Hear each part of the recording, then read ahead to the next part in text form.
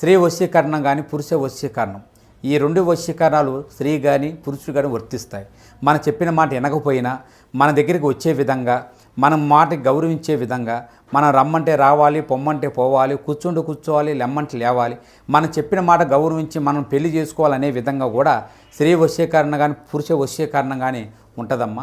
ఈ వశీకరణం అనేది వాళ్ళకి ఏ విధంగా ఎవరి గురించి మనం చేయాలనుకుంటున్నామో వాళ్ళ పేరు మీద కూడా ఆ వశీకరణం పట్టుకొని ఆ మంత్రం ఒకటి చెప్తాను. ఆ మంత్రం మీరు జపించగలిగారంటే ఆ వశీకరణం పట్టుకొని ఆ మంత్రం జపిస్తే 11 రోజుల్లో ఆ వ్యక్తి, నువ్వు ప్రేమించిన వ్యక్తి కానీ అమ్మాయి కానీ అబ్బాయి కానీ 11 రోజులు మీ దగ్గరికి వచ్చేది ఖచ్చితంగా గ్యారెంటీగా జరుగుతుంది. దడ పుట్టిస్తారు. జరిగేది ఇది. ఏం జరగబోతుంది, ఎటువంటి ఫలితాలు ఈ రోజున గోచర రీత్యా ఉండబోతుంది, తదితర అన్ని వివరాలు విపులంగా వీడియోలో తెలుసుకుందాము. వీడియో మీకు నచ్చితే తప్పకుండా ఒక చిన్న లైక్ చేసి మమ్మల్ని సపోర్ట్ చేయండి. ఈ జాతకుల మీద ఈ రోజున మిక్కిలి కోపం వస్తుంది. ఈ రోజున కుటుంబ సభ్యులకు కానీ స్నేహితులకు కానీ అంతటి కోపం వస్తుంది. ఎందుకంటే వద్దు అనుకున్న వారిని తిరిగి జీవితంలోకి తీసుకురావడం. వీరి యొక్క తత్వం తెలుసుకుంటే ఈ మాటకు అర్థం తెలుస్తుంది. ఈ రాశి జాతకులు ఒక్కోసారి ఒక్కో విధంగా నడుచుకుంటారు, ఒక్కోసారి ఒక్కో విధంగా ఆలోచిస్తూ ఉంటారు. కానీ ఎదుటి వారికే వీరి వల్ల కష్టం కలగదు, కానీ వారి వల్ల వీరికి కలుగుతుంది.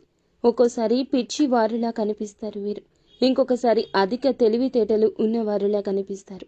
మోసపోయే సమయంలో వీరిని పిచ్చివారు అని చెప్పక తప్పదు. ఒక నిర్ణయం తీసుకునే ముందు ఎంత ఆలోచిస్తారో తీసుకున్న తర్వాత అంత ఆలోచించరు. 2 విధాలుగా ఉంటారు. వీరిని చూస్తే కుటుంబ సభ్యులకు అర్థం కాదు. ఈ రోజున ఒక స్త్రీ విషయంలో మీ యొక్క నిర్ణయం తప్పవుతుంది. అవును, వింటుంది నిజమే. ఆ యొక్క స్త్రీ మీ జీవితంలోకి మంచి వారే అయ్యుండొచ్చు, కానీ అవసరానికి వచ్చిన వారిని గుర్తుంచుకోండి. ఈ రోజున వారి స్వార్థం ఎంతైనా చేయిస్తుంది.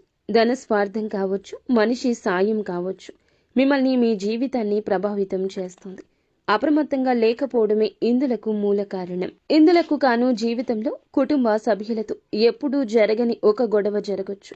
అగాధం వస్తుంది, ఒంటరి అనే భావన వస్తుంది. చివరాఖరికి మీ జీవితం శూన్యం అయినట్లు అనిపించవచ్చు. ఒక స్త్రీ ఈ రోజున మీ వెనకాల ఈ విధంగా చేస్తుంది. స్నేహితురాలు కావచ్చు, బంధువు కావచ్చు, సన్నిహితురాలు కావచ్చు. మిమ్మల్ని వద్దు అని వెళ్ళిపోయింది ఆ స్త్రీ. మీరే వద్దని దూరం కూడా పెట్టేసిన స్త్రీ కావచ్చు.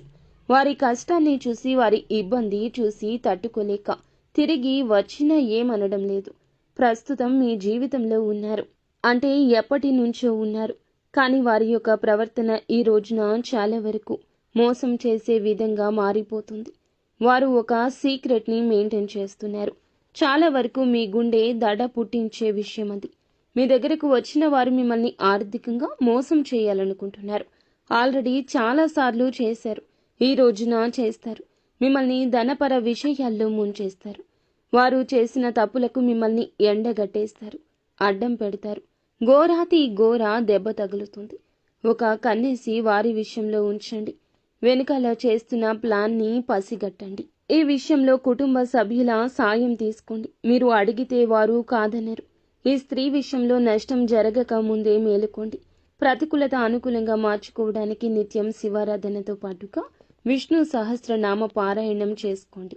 అంతా మంచి జరుగుతుంది.